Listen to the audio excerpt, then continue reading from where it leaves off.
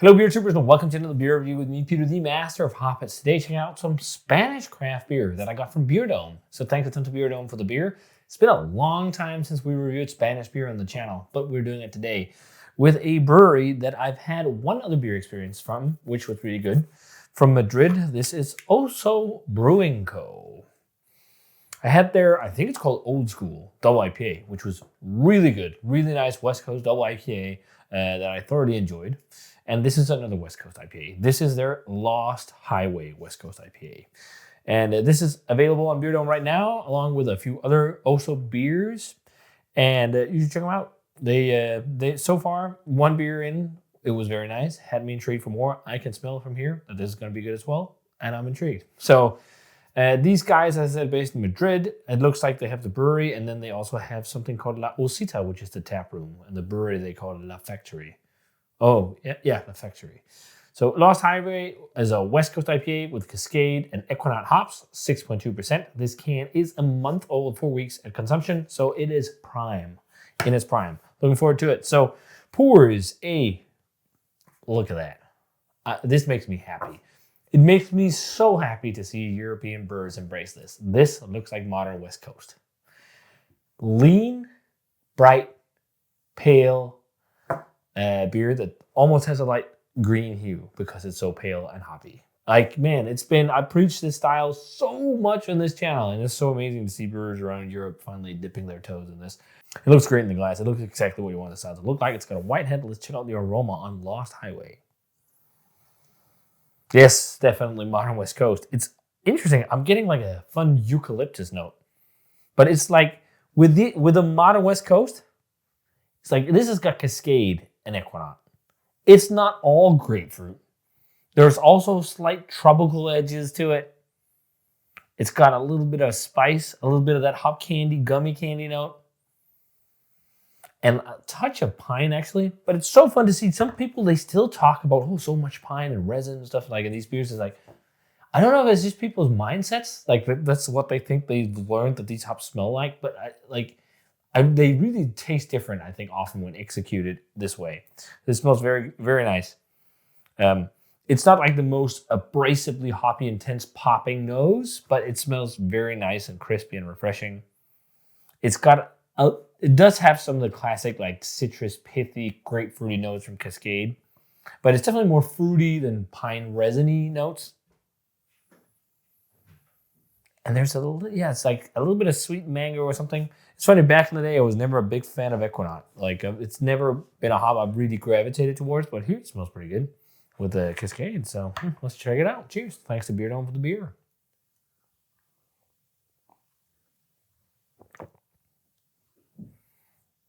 Yeah. They know how to do it. They do. This is really nice. This is how you do a modern West Coast IPA. It's super lean, it's bright and hoppy, it's crisp, it's so refreshing, and it's dry. Dry from bitterness and dry from maltiness. Or dry from bitterness and dry from being a dry beer with lean maltiness and low finishing gravities. That's kind of what I wanted to say. I don't know why I say dry maltiness. It's weird. It's not like super bitter. I like them to be a bit more bitter than this, but often some brewers dial back on bitterness, but some it's also process in terms of getting the beers to seem less bitter. But I like my modern West Coast to still have a little bit more bitterness in this one. That's like my only thing, but this totally screams modern West Coast. It's got those gummy candy notes. There's an interesting, again, it's like eucalyptus to me or something in this. It's got grapefruit, also a lot of lime and lime pithy notes. And then there's like a sweet, overripe mango kind of thing, and also gummy candy. And it even has some touches of dankness. It's not like the most dank modern West Coast IPA, but there's definitely some dank notes to it. It's very nice. Very nice. Man, it's so cool to see more people doing this. As brewers, it is also up to us to help push things, push agendas that we want to see spread.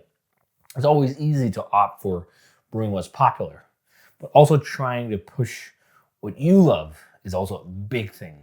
I love when brewers dare to do that and go out and brew something that's not the ordinary. make your bitters, make your, like, you can't only do that, but the fact that brewers are also doing it and pushing a little bit, it's awesome, because this is how you get people back into some different things, or just discovering it and whatnot. I'm thinking people who get into beer these days, a lot of them will never have heard of West Coast IPAs. They will be like straight deep into hazies, because a lot of big name brands and macro beers make hazy IPAs now. It's like a lot of people will start their IPA journey with hazy IPA, and they would never know what this was, which came first.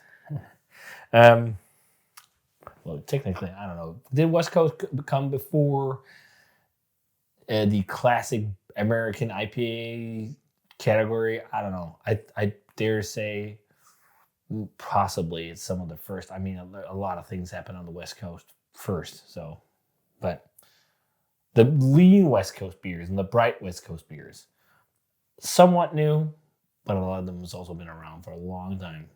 They never went away from the West Coast. People still drank them, although it's a niche style. But it's just like, man, I love it so much. So, best Coast IPAs, really good. A little bit diesely even. I could use touch more bitterness in this one, and then maybe a bit more of a burst of hops, but it's not really super necessary. It's kind of like session territory. It feels a lot like we make a beer called Slice of Sunshine. It feels very similar to that beer, just with different hops. That's around this ABV. It's also not like as hoppy as our other modern West Coast beers, like the double dry hop ones. It's more like a core range beer. It feels very much in that vein. And it would be a really nice beer to serve like as a core range seasonal type thing. I'm sure how the hopping rates are. They do not talk about double dry hopping or anything. It's just not that like screaming intense, like in your face that I've gotten from like some of my favorite American modern West Coasters that's sitting up there on the trophy shelf. But this is really good. I love it. I know I'll be drinking more Oso. This is a very nice Madrid in Spain. In terms of a grade, 91, 92, something like that, early 90s. It's pretty good stuff. Very crushable, very enjoyable. So check it out if you want to experience some modern West Coast beers. Lost Highway, good stuff. You can get it on Beerdome if you're interested. So check them out. Link for the shop is down below. And as always, remember to comment, subscribe, check out the Facebook fan page and Twitter and Instagram. Give the video a thumbs up if you enjoyed it, and ring the bell for future notifications about the beer reviews. And I'm going to say cheers and see you guys in another one of those.